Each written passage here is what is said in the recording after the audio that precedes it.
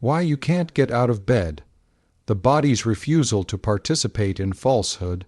There's a peculiar moment that happens in the depths of night, or more often in that gray hour before dawn. You're awake completely, painfully awake, but your body refuses to move, not from fatigue, not from lack of sleep, but from something far more profound, a deep, bone-level resistance to the life that awaits you on the other side of consciousness. Your alarm sounds, and instead of rising, you feel as though you're made of lead, as though gravity itself has conspired with some ancient part of you to keep you pinned beneath the covers. You tell yourself you're tired, you're lazy, you're depressed. But what if I told you that your body knows something your mind has been desperately trying to ignore? What if this paralysis isn't a failure of will, but a revolt of the soul? This isn't about clinical depression, though that's real and serious. This is about something else entirely. This is about those mornings when your body becomes a locked door between you and a life you no longer recognize as your own. When the simple act of standing up feels like a betrayal of something sacred within you. Your body, in its ancient wisdom, has gone on strike, and it won't negotiate until you're willing to hear what it's been trying to tell you all along. You know the routine by heart. The alarm goes off at 6:30. You've set 3 backups because you can't trust yourself anymore. Your hand reaches out, that much you can do, and silences the noise. Then comes the moment of truth. The moment where you're supposed to swing your legs over the side of the bed, place your feet on the floor, and begin the elaborate performance called your life. But you don't move. Your mind starts its familiar prosecution. You're lazy. Everyone else manages. What's wrong with you? You have responsibilities. People are counting on you. You're going to be late again. You're going to lose everything if you don't get up right now. The voice grows louder, more desperate, more cruel. And still, your body refuses. It's as if someone has unplugged you from your own limbs, as if the connection between intention and action has been severed by an invisible sword. So you try bargaining, just 5 more minutes, then 10, then 20. You're not sleeping during these stolen moments. You're suspended in a kind of purgatory, caught between the world of dreams and the world of obligations. Neither realm will claim you. You're trapped in the in-between, and with each passing minute, the shame intensifies. Because by now, you're definitely late. By now, you've confirmed everything you secretly believe about yourself. That you're broken, that you're failing, that you can't even manage the most basic requirement of adult life. Here's what makes it worse. On paper, your life might look fine, maybe even good. You have a job, perhaps one that others would envy. You have relationships, responsibilities, a life that from the outside appears functional. You're not homeless. You're not destitute.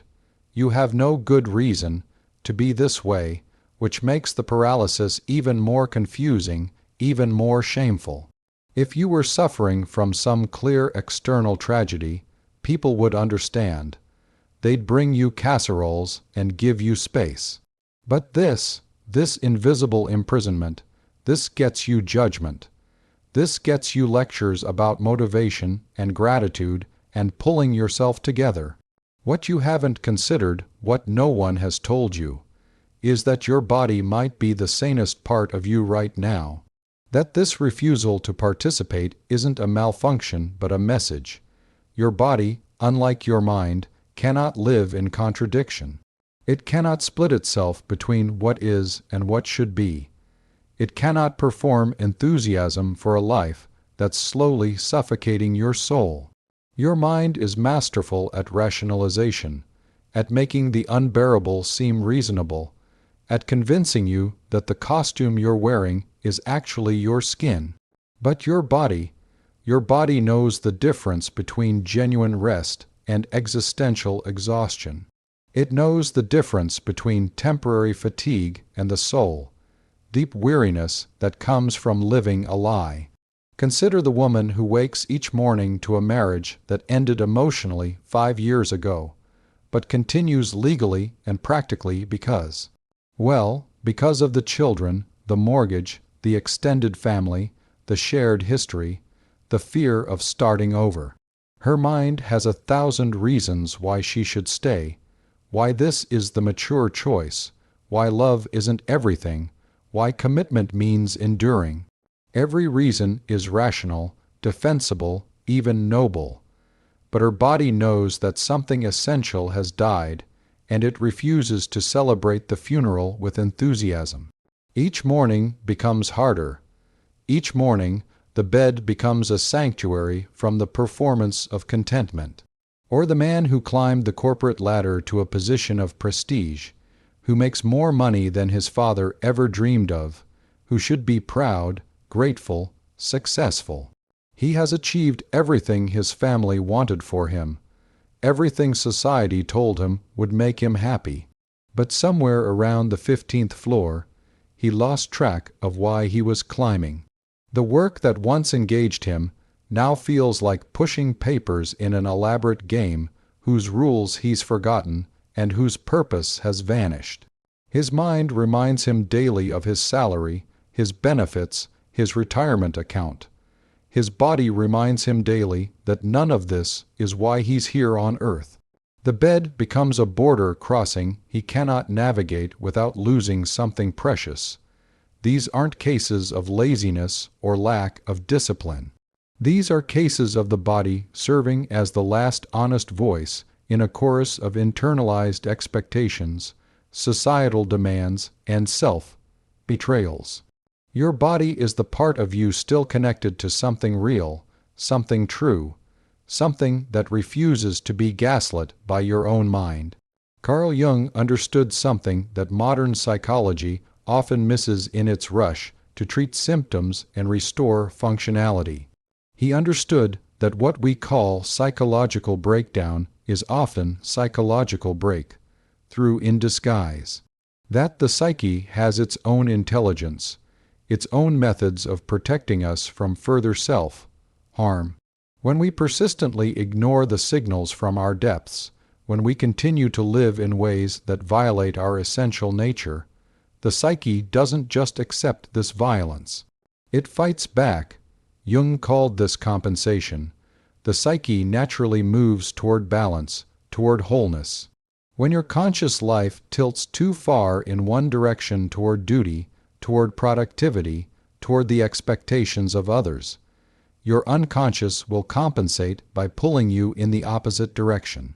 If you won't voluntarily make space for rest, for reflection, for the parts of yourself you've exiled, your unconscious will make that space for you.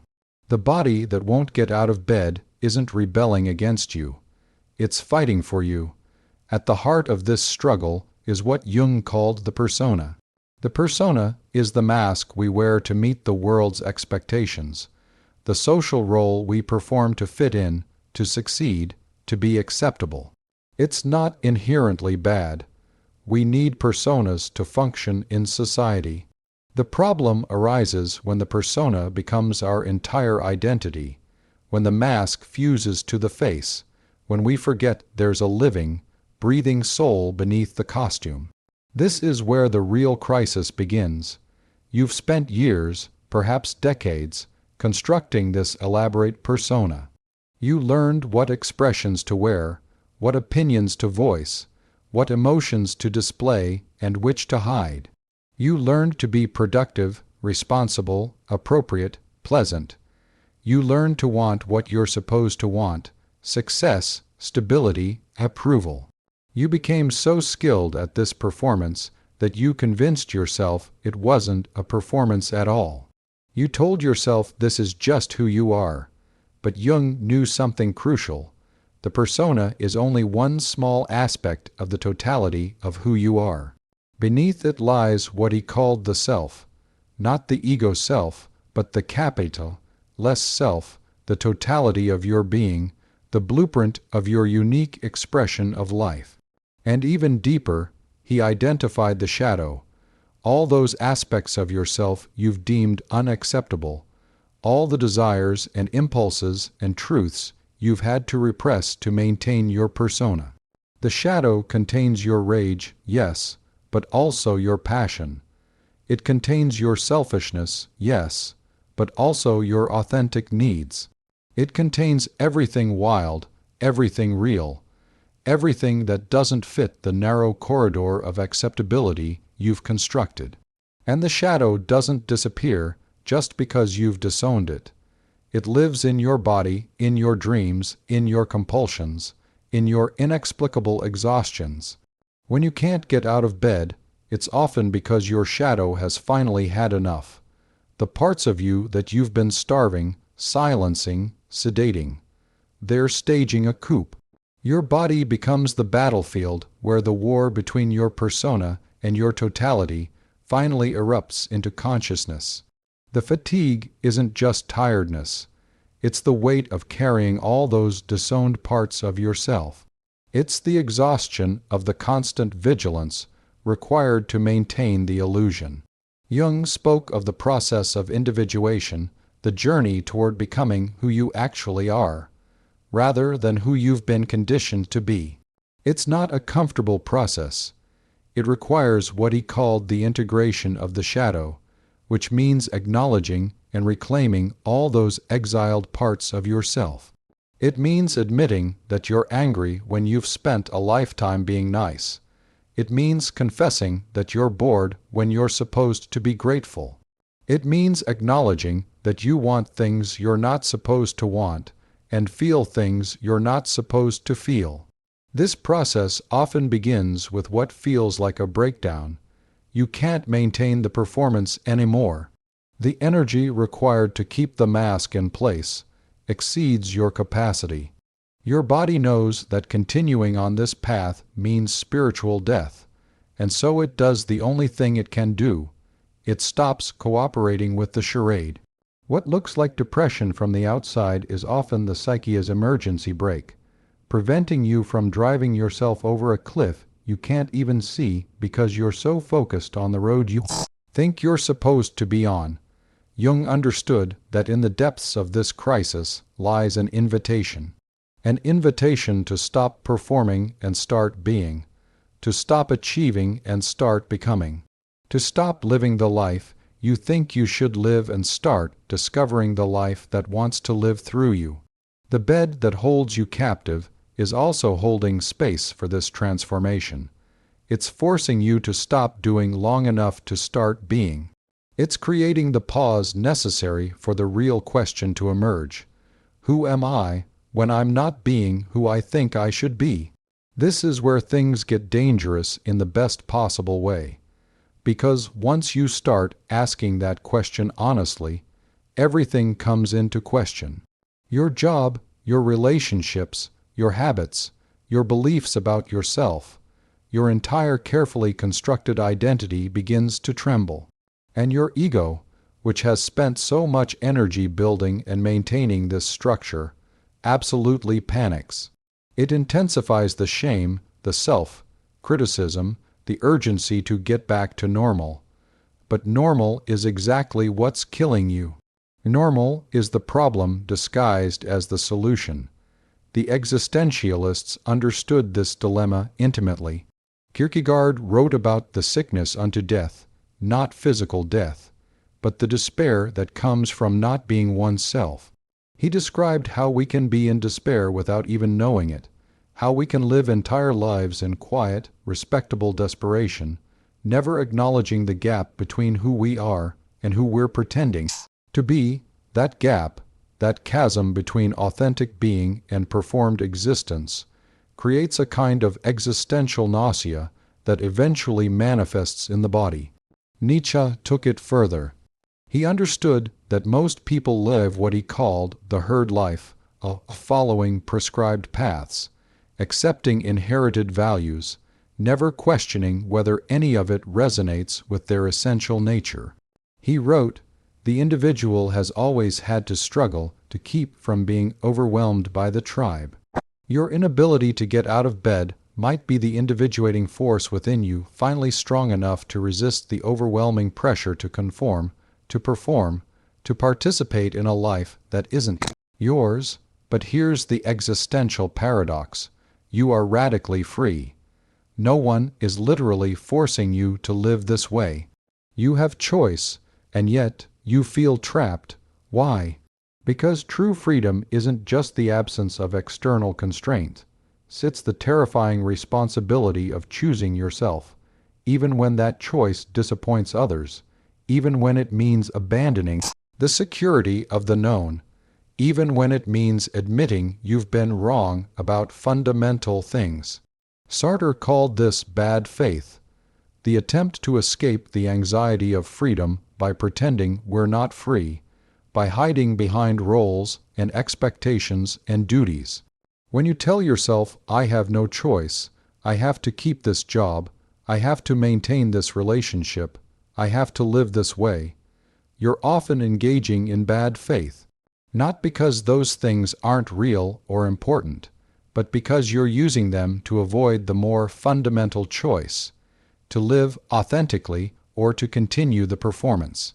The Eastern philosophical traditions approach this from a different angle, but arrive at a similar insight.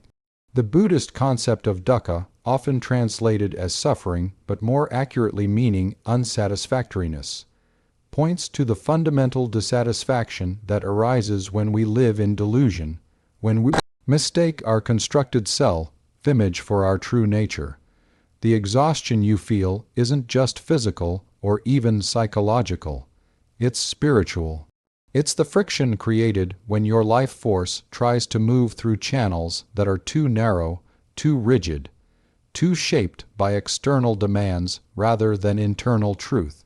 The Taoist principle of wu-wei, often translated as effortless action, speaks to what happens when you align with your true nature rather than fighting against it. When you're living authentically, action flows naturally. There's still effort, still challenge, but not this grinding resistance, this feeling of pushing a boulder uphill every single day. The fact that everything feels so hard might be your soul's way of telling you you're going in the wrong direction. But let's sit with the difficult part. Knowing all this doesn't immediately solve the problem. You can't just quit your job tomorrow, end your relationship, move to Bali and find yourself. Or you can, but that might just be another form of avoidance, another way to escape the real work of integration. The point isn't to simply reverse your life. It's to bring consciousness to it, to start seeing clearly what's true and what's performance. Heidegger wrote about being toward death, the idea that authentic existence requires acknowledging our mortality, our finitude. When you really grasp that you have limited time on earth, that this life is your only life, that you're spending your irreplaceable days in ways that feel dead inside, something shifts. The bed that holds you captive can become the place where you finally confront this reality, where you finally ask, if I only had 1 year to live, would I spend another day in this life? That question is terrifying because it reveals the truth, and the truth demands action, or at least honesty. The philosopher Schopenhauer wrote about the will to live, the fundamental force that drives existence. When that force is consistently blocked, diverted, forced into unnatural channels, it creates suffering. Your body's refusal to get up is your will to live refusing to participate in its own suffocation. So what do you do when you're lying in bed, knowing all of this, still unable to move? You start where you are. You start with honesty, the one thing you haven't tried yet. Instead of fighting the paralysis, you speak to it. You ask it what it wants to tell you. This might sound absurd, but Jung practiced what he called active imagination, a dialogue with the unconscious parts of ourselves. You can lie there and ask your body, what are you protecting me from? What are you trying to tell me? What would happen if I got up and went to that job today? And then you listen, not with your mind, which will immediately jump to rational answers and shoulds and musts. You listen with your body, you feel where the resistance lies. You might notice that when you think about certain aspects of your life, your chest tightens.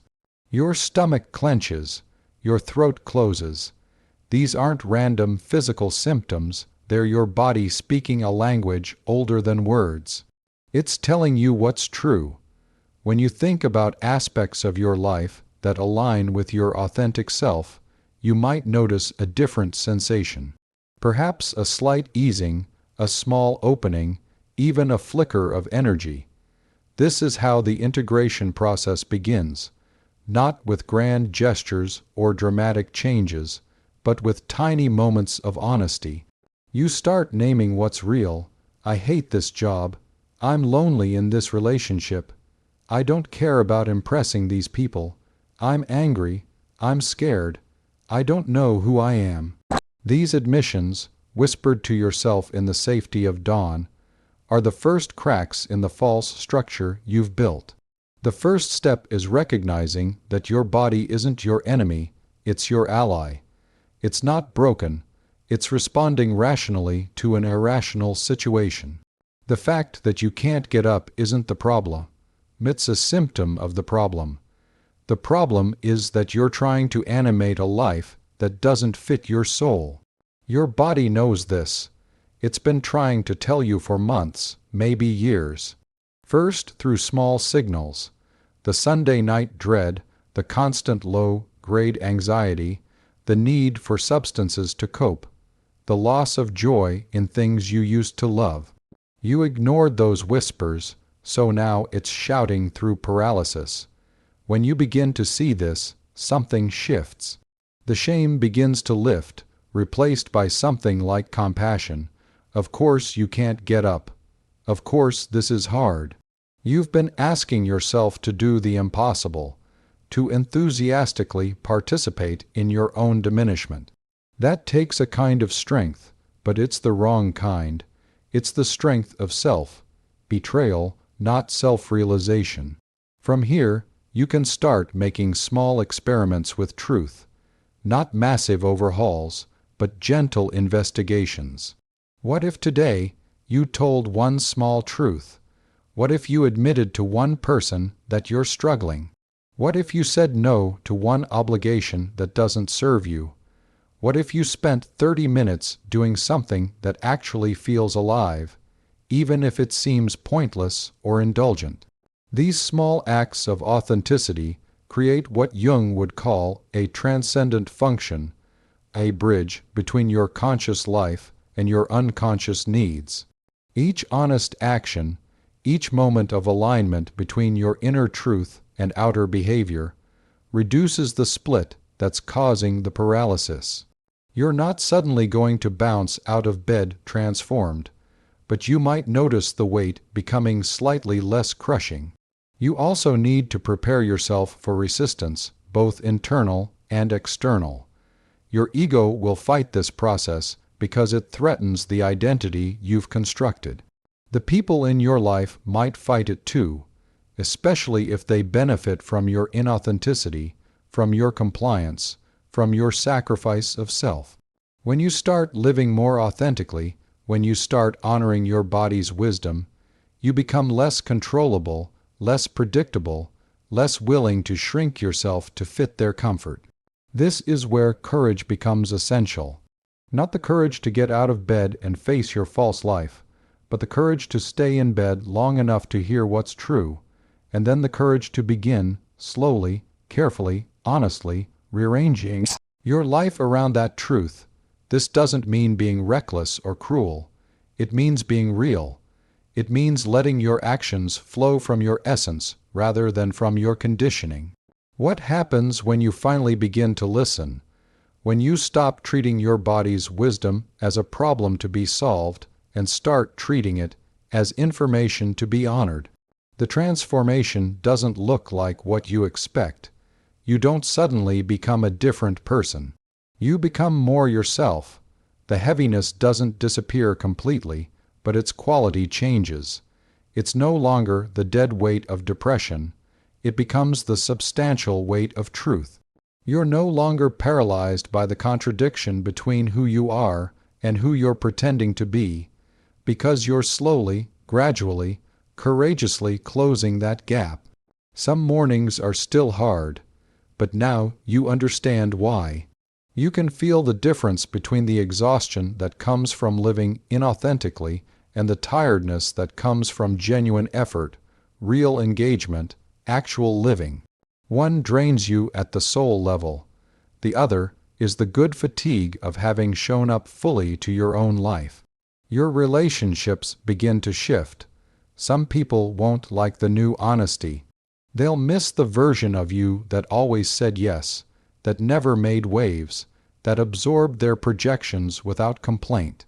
These relationships might end or transform drastically, but new connections emerge, connections based on who you actually are rather than who you're pretending to be. These relationships feel different. They're nourishing rather than depleting. You can rest in them rather than perform. Your relationship with yourself changes most dramatically.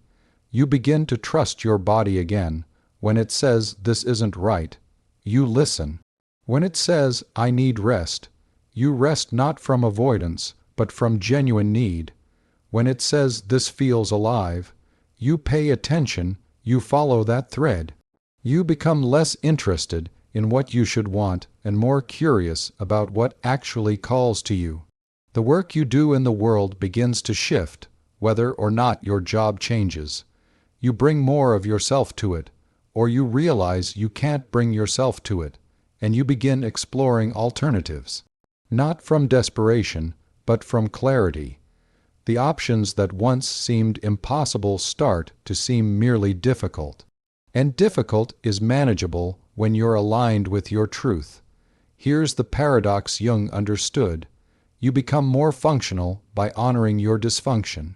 By admitting you can't keep living the lie, you create space for a life that doesn't require lying. The energy you were using to maintain the false self becomes available for living as your actual self. You don't suddenly have more energy, you stop hemorrhaging the energy you have. This is ongoing work. There's no arrival point, no moment where you're done individuating. Each phase of life brings new invitations to shed false layers, to integrate more of your shadow, to align more fully with your essential nature. But you develop a relationship with this process. You learn to recognize the signals earlier.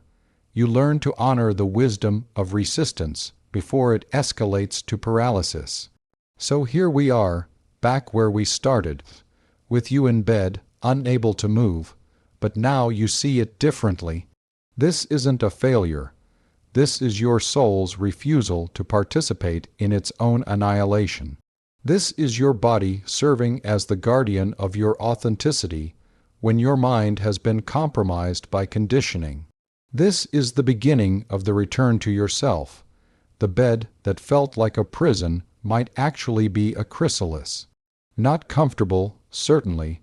Transformation never is, but necessary, essential. The paralysis that seemed like an ending might be the pause before a new beginning, one where you stop trying to animate a life that was never yours and start discovering what wants to emerge from your actual depths. This journey inward, this confrontation with your shadow, this integration of the parts of yourself you've exiled. It's the most important work you'll ever do. Not because it makes you more productive or successful or socially acceptable, but because it makes you real. Because it transforms you from a well-constructed image into a living, breathing, authentic human being. Your body's refusal to get out of bed isn't the problem. Living a life that requires you to override your body's wisdom every single day, that's the problem. And now you know, now you can begin. Not by forcing yourself to function in a life that's killing you, but by slowly, bravely, honestly beginning to build a life that wants you alive. The next time you find yourself unable to move, before the shame and criticism rush in, Pause. Ask yourself, what is my body trying to save me from? What truth am I avoiding? What part of my life requires me to be someone I'm not? Listen, really listen. Your body has been speaking all along. It's been trying to guide you back to yourself. Maybe it's time to stop fighting and start following. The journey from here won't be easy, but it will be real. And real, however difficult, is infinitely better than the slow death of living someone else's life in your own body. Your authentic self has been waiting patiently beneath all the performance, all the conditioning, all the shoulds and musts.